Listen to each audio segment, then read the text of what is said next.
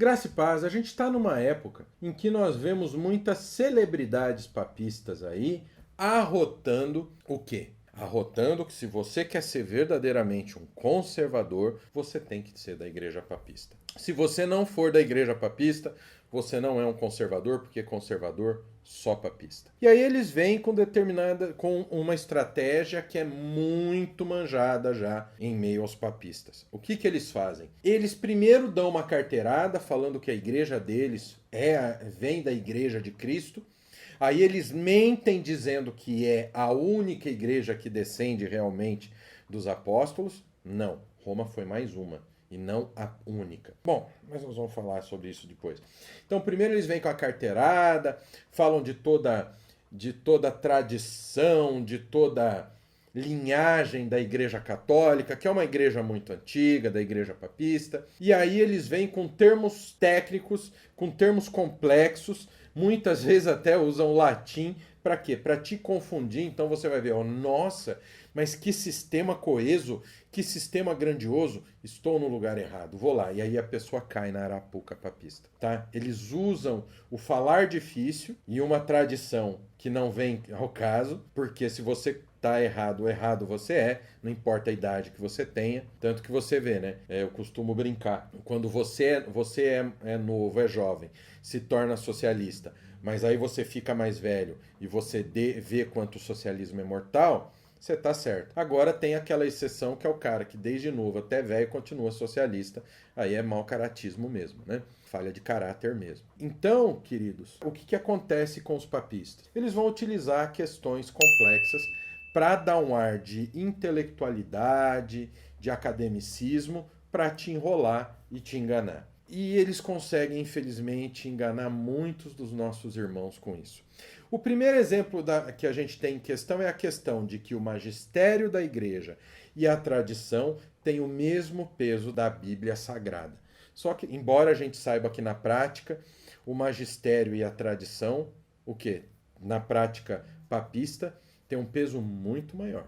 Né? A gente sabe disso. O magistério, segundo os papistas, é o encargo de interpretar autenticamente a palavra de Deus. Por isso que só o Papa tem a exclusividade para interpretar de verdade, o Papa e seus bispos. Escrita ou contida na tradição. Olha só, então a palavra de Deus ela não está apenas na escritura, na Bíblia, mas na tradição apostólica. E não se esqueça que para eles o Papa é um descendente dos apóstolos. Então por isso que eles dão essa importância para a tradição. Então o encargo de interpretar autenticamente a palavra de Deus, escrita ou contida na tradição, foi confiada só ao magistério vivo da igreja, cuja autoridade é exercida em nome de Jesus Cristo, ou seja, em nome de Jesus Cristo no termo de autoridade, isto é, aos bispos em comunhão com o sucessor de Pedro, segundo eles, que é o bispo de Roma. Você encontra isso no catecismo da Igreja Católica. Se eu não me engano, a lição 85. Você encontra isso. A tradição é composta essencialmente pela pregação oral, ou seja, os ensinamentos, exemplos, instituições, liturgia, costumes, tradições dos apóstolos, que transmitiram aquilo que tinham recebido dos lábios, tratos e obras de Cristo, e o que tinham aprendido por inspiração do Espírito Santo, ou seja, praticamente é aquilo que o Papa e os bispos falam sobre Jesus. Portanto, para o papista, existe a Bíblia e o magistério com a tradição, ou seja, o que o Papa e os bispos falam tem o mesmo peso da Bíblia. Não existe o sola escritura. Quando a verdade do cristão é o quê? Que a regra de fé e prática não é a tradição e nem o magistério. Nunca a vontade de homens caídos, homens quebrados, homens imperfeitos, pode estar no mesmo nível do que? Da revelação do próprio Deus, que é a Bíblia. Então, pra gente não, pro cristão verdadeiro, vocês têm que entender que a Bíblia, o texto canônico, sem os apócrifos, por quê? Porque eu já falei disso aqui. A Bíblia ela é um conjunto. Sim, isso é contexto bíblico. Porque uma parte é respaldada pela outra. A Bíblia explica a Bíblia. Quando nós temos os apócrifos que têm partes que conflitam com o resto da Bíblia, ela não é palavra de Deus, porque nosso Deus é perfeito. E olha só aqui, eles deixam os apócrifos de forma, o quê? Proposital, porque tem erro. E aí eles vão dizer que precisa do aval e do bater o martelo do Papa e dos bispos. Concílios, confissões, tradições são meras ferramentas advindas da regra-mãe que é a Bíblia. Ela só tem alguma autoridade porque essa autoridade dá porque elas são de acordo com a Bíblia. As tradições católicos romanas, papistas, confissão de pecado, água benta, santo, Maria, hóstia se transformar em carne verdadeira de Cristo, tudo isso é uma heresia, é uma mentira. Não está de acordo com a Bíblia, então deve ser totalmente desconsiderado. O mesmo aconteceu com a decisão do Concílio de Trento, quando os papistas defenderam que, como teologia é uma atividade textual, à medida que surge de comentário de um texto, a Bíblia tinha que ser um texto só, em uma só língua. Como a Bíblia era composta de uma biblioteca em duas línguas, não poderia produzir teologia. Por isso, tanto as traduções do dia a dia quanto os textos da língua original tinham que estar subordinados abaixo da Vulgata, que era uma tradição, pois essa era escrito em uma língua, que era o latim. Você percebe que eles usam argumentos técnicos, eles usam a liturgia, a tradição apostólica, eles voltam,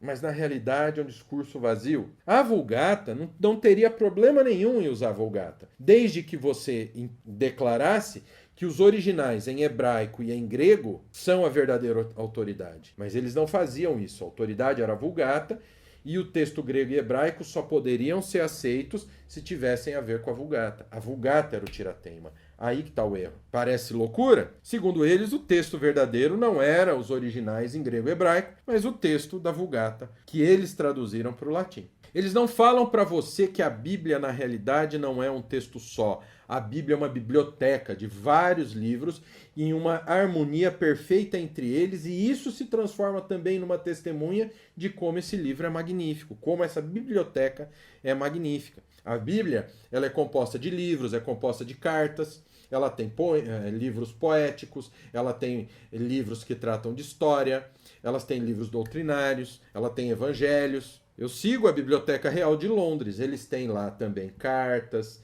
eles têm fotos, eles têm livros exatamente como a nossa Bíblia. A Bíblia é a biblioteca onde está registrada a única e total, o quê?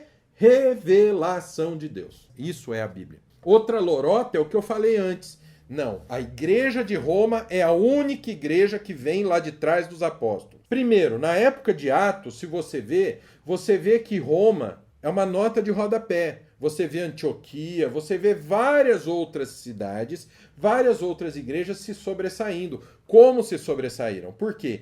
Porque as denominações eram a igreja naquelas regiões. Então a cidade de Roma, ela tinha a sua igreja, era uma denominação. A igreja de Jerusalém, outra. Antioquia, ela era outra. Antioquia foi teologicamente, assim, magnífica. Muito mais que Roma. Mas por quê? Ah, não, mas Roma foi fundada pelo principal dos apóstolos. Estranho. Paulo escreve metade do Novo Testamento e é Pedro que é o principal dos apóstolos. Vocês percebem como o discurso já não bate. Essa questão de Pedro, muitos dizem, não, mas de acordo com a Escritura, Pedro era o principal. Não, Pedro aparece em alguns pontos-chave e vários pontos-chave esses de fraqueza. Mas ele não era o líder dos apóstolos. O líder era Cristo. O apóstolo que mais se destacou foi o apóstolo aos gentios, Paulo. E não foi. E é dito que Pedro fundou a Igreja de Roma. Não. Essa obra aqui, ó, Introdução ao Novo Testamento, do J. Carson e do Douglas Moo, a nova edição agora, que está sendo lançada pela editora Vida Nova, uma obra magnífica.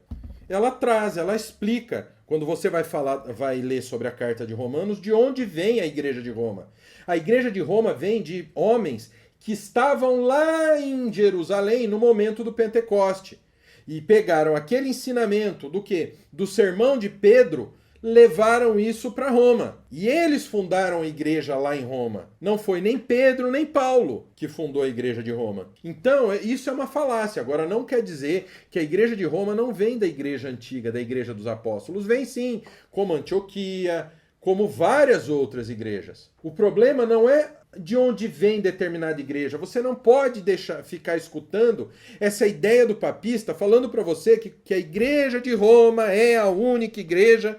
constituída de Cristo, a principal. Nunca foi. Você não pode cair nessa falácia. O X da questão não é ela ter vindo da Igreja dos Apóstolos. Ela veio sim, mas isso não quer dizer nada. Porque assim como o seu pastor, ou eu, pastor Raul, eu só tenho alguma autoridade para te ensinar, para te exortar, para aplicar disciplina na igreja, a partir do momento que eu estiver de acordo com o que diz a Bíblia. No momento que eu não estou de acordo com isso, eu não tenho autoridade mais nenhuma. E esse é o problema da igreja papista.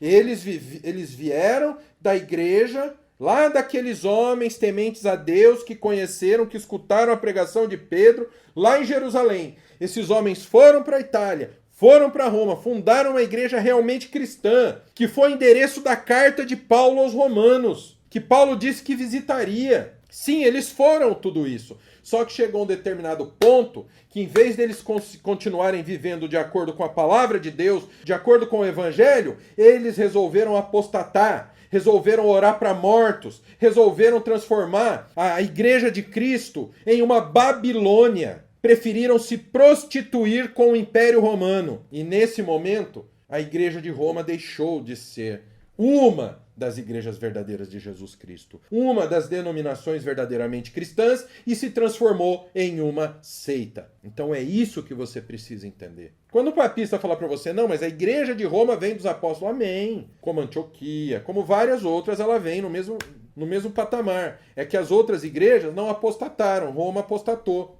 Então o problema é Roma não obedecer mais a palavra de Deus. Esse é o grande problema. E isso aqui que eu estou falando hoje, você vai aprender estudando o quê? História da igreja. Por isso que no seminário a gente dá tanta importância para isso. Na nossa formação completa em teologia, é uma das principais matérias e a gente está preparando muito material para vocês. Vocês vão ficar de queixo caído com o que está para entrar no ar lá no curso. Aguardem, vocês vão amar. Então vem estudar com a gente, vem estudar no Nascido de Novo.